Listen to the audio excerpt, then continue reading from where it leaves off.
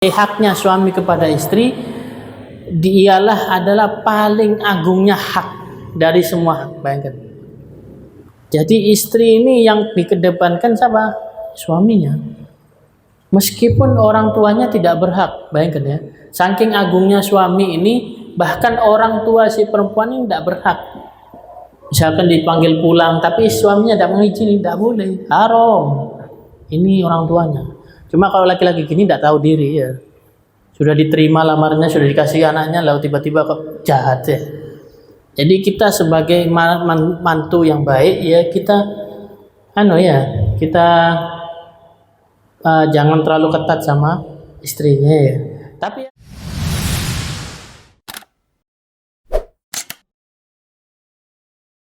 Rabbi shrah li sadri wa yassir li amri wahlul 'uqdatam min lisani yafqahu qawli. Amma ba'd.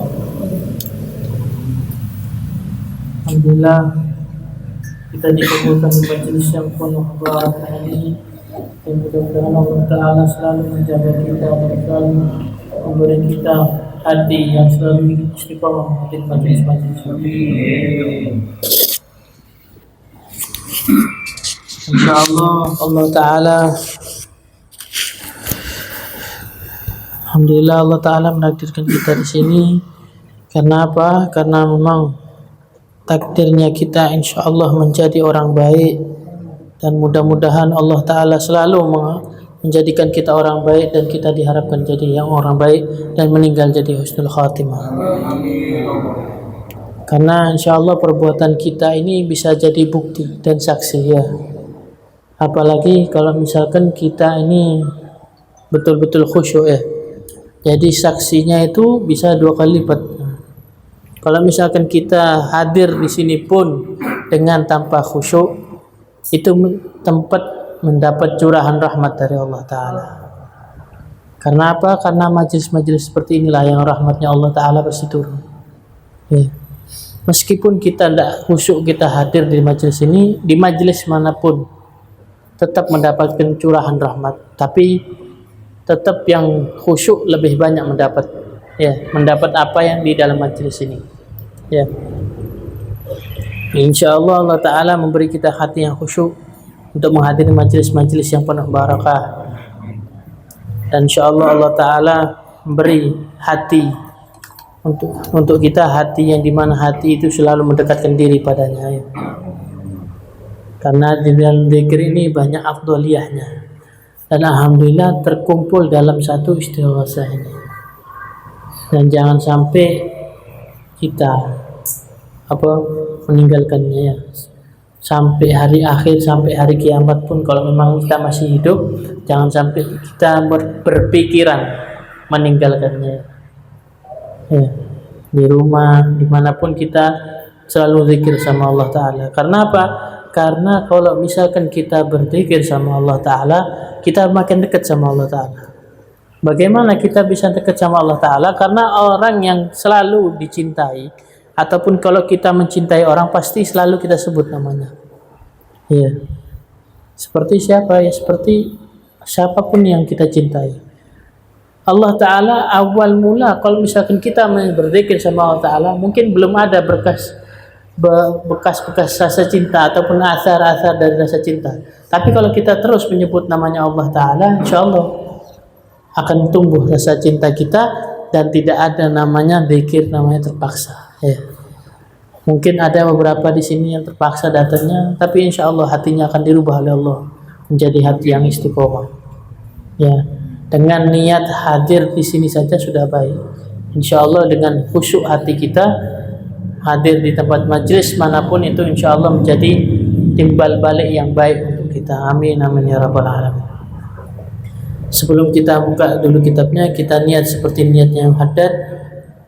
Bismillahirrahmanirrahim. Bismillahirrahmanirrahim. Alhamdulillah rabbil alamin. Alhamdulillah rabbil alamin.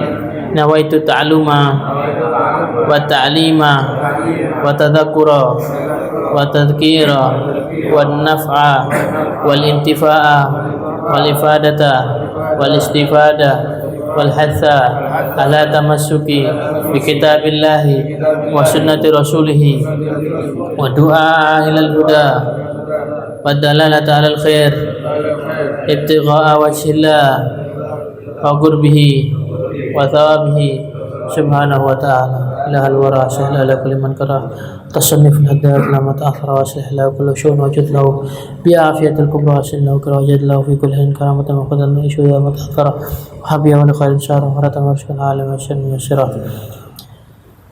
fatah ila rusaynahu nafshuna wa ila ruhu sanil habib Abdullah bin Ali Haddad wa sallallahu alaihi wa sallam jannah matmana ma'fur ramjan wa nabi wa barakallahu su'an wa tinu dunya al-fatihah bismillah rabbil alamin arrahman arrahim maliki yawmiddin iyyaka na'budu wa iyyaka nasta'in ihdinas siratal mustaqim siratal ladzina an'amta 'alaihim ghairil maghdubi 'alaihim waladdallin. Bismillahirrahmanirrahim. Telah dijelaskan bagaimana hak-haknya istri kepada suaminya, di mana kita sebagai suami ini jangan mempersulit istri ya.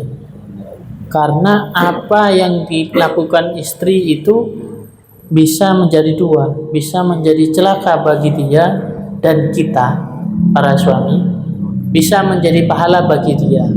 Ya. Kalau celaka untuk istri, bukan hanya istri saja yang celaka, kita juga ikut. Nanti apa? Dituntut sama istri. Gara-gara dia aku masuk neraka, kebanyakan nuntut. Ya. Celakanya kita. Kalau celaka juga bukan cuma istri celaka ya. Jadi untuk para suami kita apa? Jangan terlalu banyak nuntut ya. Sekiranya itu cukup di dalam kewajibannya dia sudah. Ya. Dan kita sebagai para suami itu harus apa? Banyak-banyak memaklumi istri ya. Karena sifatnya perempuan ini belok-belok ya. Seperti karena apa? Istri ini tulang rusuk kita. Makanya sifatnya belok ya. Kalau misalkan dia berbuat salah, nasihatnya pelan-pelan ya. Jangan nasihat langsung nasihat yang keras. Karena bisa saja kalau misalkan kita langsung nasihat keras, mungkin ada beberapa istri yang menerima, akan tapi banyak yang istri tidak menerima. Bisa saja nanti apa? Hidupnya hancur. Apa hidupnya hancur? Maksudnya apa? Dia selalu nusus. Nusus itu apa? Langsung durhaka sama istrinya, sama suaminya. Ya. Karena apa? Kita nasihatnya tidak benar. Ya. Karena kita nasihatnya tidak benar, jadi banyak apa? Banyak bantah istri. Ya. Perempuan tuh apa? Harus banyak dilembuti. Ya. Jadi harus kalau misalkan ada yang salah, kita banyak-banyak maafkan dia. Ya. Karena perempuan ini kadang banyak apa tidak suka dia itu merasa salah ya. Jadi kita maklumi saja sebagai laki-laki yang berpikir jernih ya. Karena perempuan tidak semuanya berpikir jernih ya. Kalau misalkan yang sudah zuhud ya pasti paham perempuannya bagaimana ya. Ya.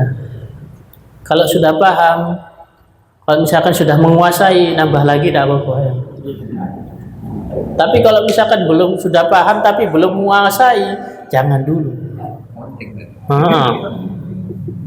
Hati-hati ya. Karena bisa jadi itu bisa jadi nanti perang ya, perang dunia.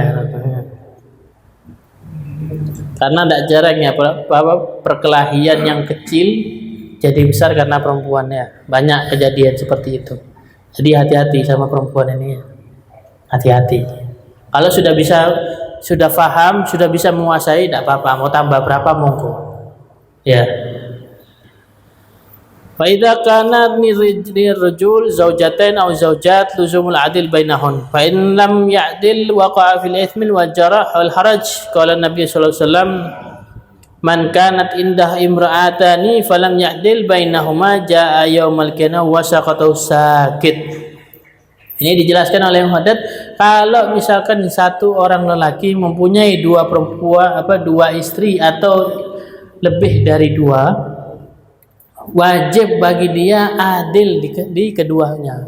Adilnya bagaimana? Pertama, nafkahnya. Nafkah apa saja? Nafkah batin dan nafkah zahirnya. Duitnya ya. Yang istri pertama 1 juta, yang istri kedua 2 juta. 1 juta juga, Cok. Yang istri pertama 2 juta, yang istri kedua 1 juta. Tidak boleh seperti itu. Harus adil di dalam Nah, yang batinnya juga sama, yang sana satu kali, yang sana satu kali. Ojo mentang yang baru kawin orang 2 kali ya. Ya itu terserah ya. Kalau masalah itu terserah. Penting terpuaskan batinnya perempuan ya. Ya sesuai kondisi. Kalau masalah duit ya jangan ya, tetap ya. Misalkan yang sana berapa, yang situ, yang pertama berapa, yang kedua harus segitu ya. Dan jikalau tidak adil katanya Imam Haddad, maka apa? Dia mendapatkan dosa. Nabi SAW bersabda, barang siapa yang dia memiliki 2 perempuan dan dia tidak adil di dalam keduanya, maka dia datang di hari kiamat dengan wajah yang dia separuhnya rusak. Ya. Jadi separuhnya wajahnya ini separuhnya berantakan, runtuh gitu, kayak orang cacat gitu. Katanya, naudzubillah min dzalik. Jadi kalau misalkan tidak kuat satu, ojo ayah nambah ya.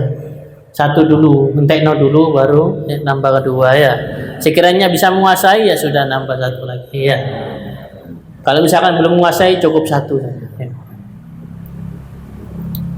Wa amal haq zauj ala zaujatihi fa huwa min a'dhamil huquq wa laha fil qiyam bihi thawab katsir. Alaihi idha wa ihmal ithmun kabir. Adapun haknya haknya suami kepada istri adalah paling agungnya hak dari semua hak. Bayangkan. Jadi istri ini yang dikedepankan siapa? Suaminya. Meskipun orang tuanya tidak berhak, bayangkan ya. Saking agungnya suami ini, bahkan orang tua si perempuan ini tidak berhak. Misalkan dipanggil pulang, tapi suaminya tidak mengizinkan, tidak boleh, haram. Ini orang tuanya. Cuma kalau laki-laki gini tidak tahu diri ya. Sudah diterima lamarannya, sudah dikasih anaknya, lalu tiba-tiba kok jahat ya. Jadi kita sebagai mantu yang baik ya kita jangan terlalu ketat sama istrinya ya. Tapi apa haknya ini betul-betul hak yang agung. Sampai orang tuanya sama si perempuan sendiri tidak boleh untuk mengganggu haknya suami. Ya, orang tua si istri tidak boleh mengganggu haknya si suami. Dan itu harus dikerjakan. Dan dikerjakannya itu bukan dapat timbal balik, tapi dapat timbal balik si istri mendapatkan pahala yang besar dari Allah Ta'ala. Kalau misalkan si istri nurut sama suaminya, kalau misalkan dianiayakan ataupun digampangkan maka mendapatkan dosa yang besar, kata yang benar. Jadi kasih tahu istrinya, hati-hati, jangan sampai tidak nurut sama suaminya ya. Nurut sama suaminya. Tidak apa-apa istri itu garang, tapi harus nurut sama istrinya, sama suaminya. Ya. Banyak istri yang garang banyak ya, tapi ya apa harus suami, ya, haknya suami. Di mana-mana meskipun istrinya garang, suami harus mendominasi ya. Tidak boleh istri yang mendominasi. Karena apa kata Imam Haddad kemarin adalah orang yang goblok ya. Yang dimana istrinya mendominasi suaminya. Jadi bagaimanapun istrinya tetap suami yang mendominasi ya. Qala alaihi salatu wassalam, "Lau amartu ahadan an yasjuda li ahad, la amartul mar'a an tasjuda li zawjiha." Ini kata Nabi SAW, saking agungnya haknya suami, kalaupun katanya boleh seseorang itu bersujud selain Allah Ta'ala, maka si istri akan aku suruh sujud kepada suaminya. Bayangkan, ini saking agungnya haknya istrinya, haknya suami kepada istri. Jadi jangan salah ya. Memang betul-betul salah satu tempat yang dimana istri ini suami ini tempat mencari ladang pahala kalau buat istri, atau enggak mencari ladang dosa. Jadi tergantung istrinya mau milih yang mana ya. Wa qala sallallahu alaihi wasallam ayyama imra'atin batat zawjaha anha radin dakhalal jannah. Nabi sallallahu alaihi wasallam bersabda, barang siapa seorang perempuan yang dia itu nginep, maksudnya apa? Dia itu bermalam, dia tidak kemana-mana atas perintah suaminya, dan suaminya itu ridho. Maka apa? Balasannya itu adalah surga. Maksudnya ini gimana hadis ini? Jadi apa? Perempuan ini tidak usah kemana-mana, sudah di dalam rumah aja. Tidak ngapa-ngapain, cuma sholat 5 rakaat apa segala macam, tetap di rumah, tidak ngapa-ngapain. Dan suaminya ridho, maka apa? Bagi dia surga. Gampang. Untuk seorang istri mendapatkan surga itu gampang. Nuruti suaminya tok. Sudah. Dan banyak pahala-pahala yang lain. Kalau misalkan nyucikan pakaiannya, ya apa pahalanya? Agung, pahalanya gede. Jadi paling gampang sebenarnya nyari pahala ini si istri. Iya. Jadi kalau misalkan istrinya garang ya, dia apa? Bilang iya. Sampean iki lek dak ono aku, dak oleh pahala gede sampean. Gitu no ya. Tapi ya dikak anu. Akhirnya tuh bukan ngandani, akhirnya tuh jadi saat ya. Lain lek ngomong kayak gitu. Ya ndak, bilangnya pelan-pelan ya. Anu ini kayak gini, dapat dari hari ini, dapat dari ini, kayak ngomong nyantai, cerita-cerita. Jadi istri itu kadang nggak bisa nerima seorang perempuan ya, yang tak pelajari. Seorang perempuan itu nggak bisa nerima nasihat langsung. Dia itu terima nasihat ketika kita cerita. Beneran? Coba sampean ping nasihat apa misalkan? Nasihat misalkan yang sabar misalkan. Cerita tentang keadaan yang sabar. Misalkan dulu itu ada seorang sahabat sekian. Jadi sabar, pakai pahala. Nanti dia mikir, oh iya sabar, kudu sabar gitu orang ini anu. Jadi kita niat nasihati tapi dengan cerita. Kalau kita nasihat langsung, ente kau nih yang sabar apa? Diterima, tapi mangkel di hati. Itu Halim. Kalau sampean tahu Halim kayak gitu. Ya, kalau mau nasihati pakai cerita. Jadi sabar iku api, iku anu nabi ngene.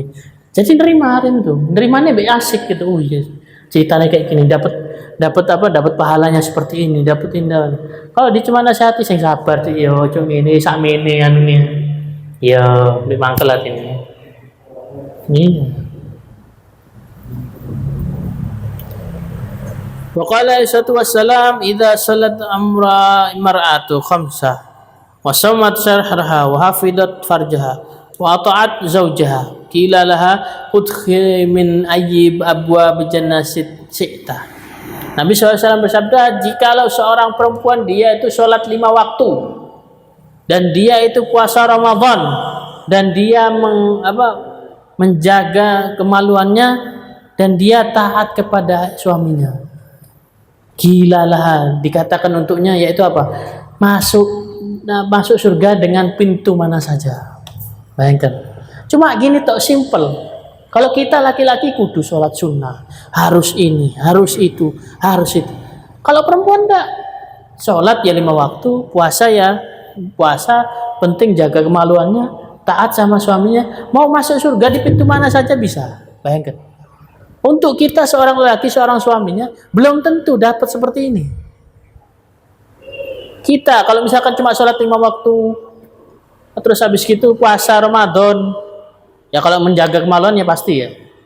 Karena sudah ada istri. Kalau misalkan mau yang kedua ya kawin mana? Ya oh iki sing iki rasa stroberi, kepengin sing vanila ya.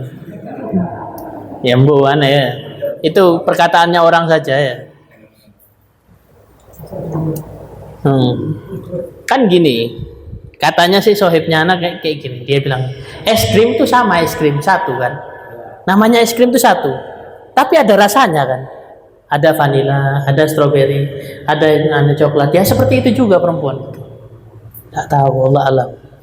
Ya, anak tidak pernah itu tidak tahu, itu perkataannya orang itu seperti itu. Ya.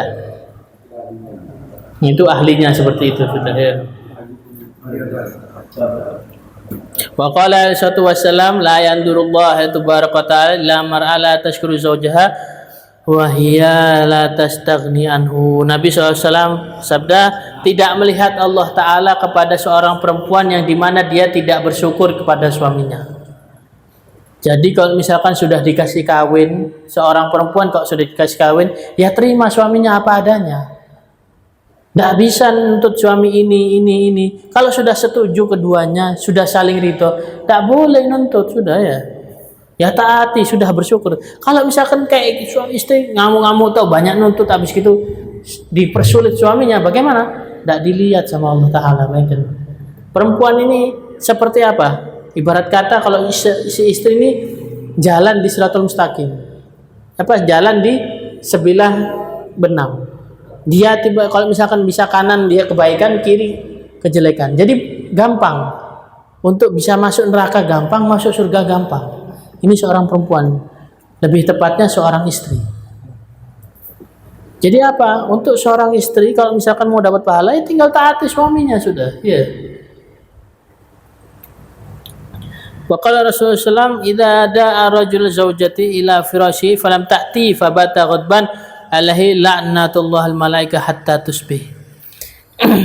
Nabi SAW bersabda, jika lelaki ini memanggil istrinya ke kasurnya, dan dia ini si perempuan si istri tidak mendatanginya, dan sampai si laki-laki ini, si suami ini marah, maka malaikat melaknatnya sampai hatta tusbih, sampai dia bangun pagi. Naudzubillah, malaikat yang laknat ini lebih dahsyat daripada laknat yang lainnya. Laknatnya manusia ya. Lebih dahsyat dari malaikat. Karena apa? Karena ini salah satu bentuk kemungkaran ya. Kemungkaran kepada istri, salah satu bentuk perlawanan. Nusus ini durhakanya istri kepada suami. Ya, kalau misalkan tidak menolak untuk datang ke kasurnya, ya maksudnya menolak untuk berhubungan ya. Naudzubillah min dzalik. Tapi ya si suami juga harus tahu diri, ya. Wis kesel bojone sak dina ngurusi omah, bersih-bersih segalanya, sik kepet segala macam, datang ke rumah syahwat, ayo Dik, masih kesel aku, mau ngamuk. Iki tidak tahu diri suami. Iya.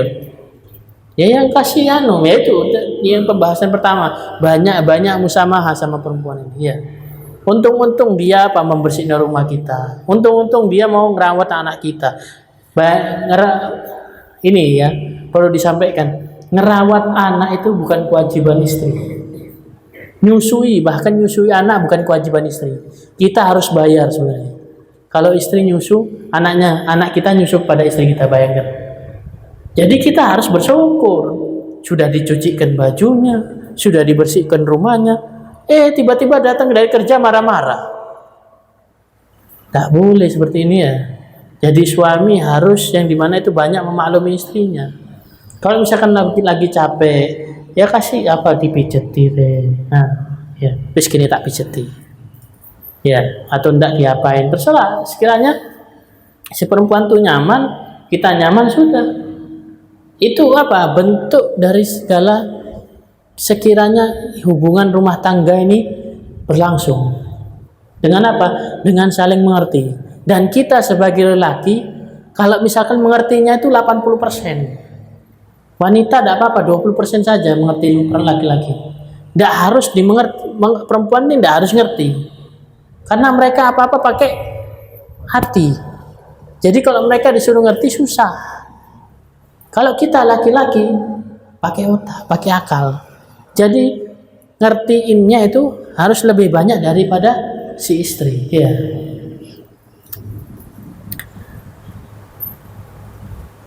Fajibu 'alal mar'a ta'at zawjiha wa tarkul mukhalafati lahu, an la ta'tin fi baitihi wa la tasaddaqa min malihi.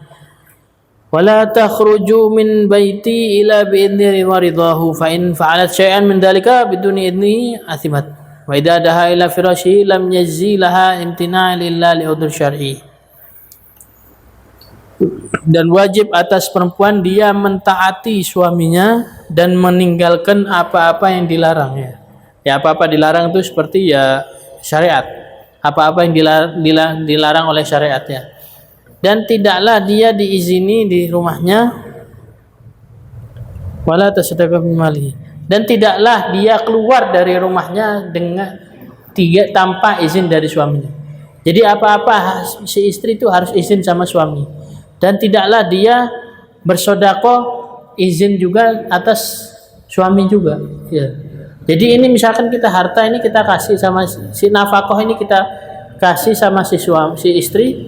Nah, si istri ini harusnya izin sama si suami untuk apa? Misalkan kepingin sedekah di sini, pingin sedekah di sini. Ya, kalau misalkan uangnya pas-pasan ya. Kalau uangnya banyak dikasih kita sedekah cuma 10% ya enggak usah ngomong. Orang sedekah. Ya, ada apa ngomongnya?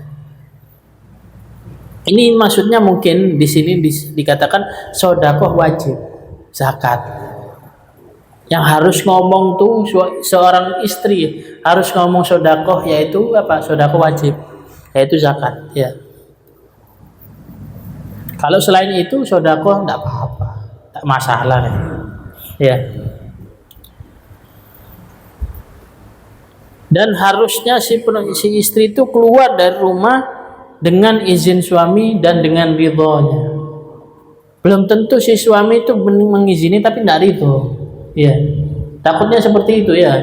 Diizini tapi tidak ridho. Ini bahaya ya. Jadi harus mendapat ridho suaminya juga ya. Fa'in fa'alta syai'an, kadang apa si perempuan ini maksa, ayo aku timur ini, ayo aku timur ini. Si suami dengan mangkel, kamu boleh enggak dong, enggak usah balik ya. Iya. Saking mangkelnya si suami ya.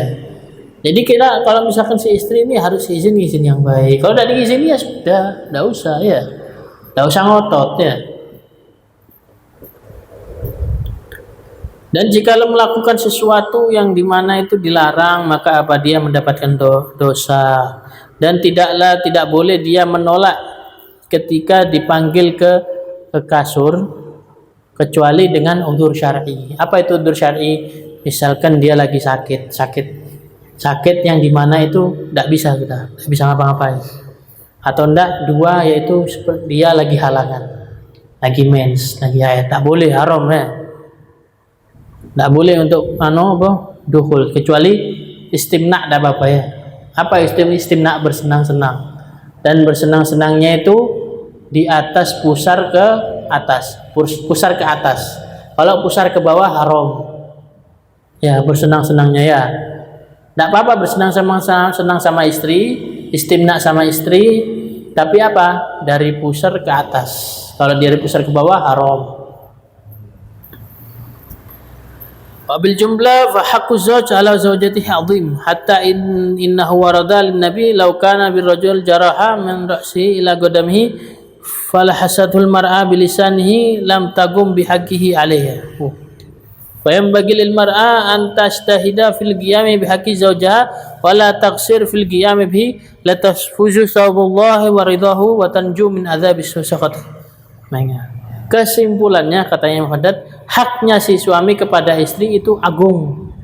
Sampai ada riwayat Nabi mengatakan seperti ini. Nabi SAW bersabda, jikalau seorang laki-laki ini dia itu apa? Berdarah. Maksudnya bukan berdarah apa? Terluka. Seorang laki-laki ini terluka dari ujung kaki sampai ujung kepala. Ya. Dan si perempuan ini apa? Menjilat. Bukan menjilat, membersihkan darahnya itu pakai lidah. Bayangkan, dari ujung kaki sampai ujung kepala. Kalau si perempuan bersihkannya pakai lidah, lam takum bihaqqi zawji. Bayangkan, masih belum dapat haknya si suami. Saking agungnya haknya suami. Sampai seperti itu gambaran Nabi. Bayangkan, ngusap pakai lidah. Lukanya laki-laki dari ujung kepala sampai ujung kaki. Masih belum dapat haknya haknya suami.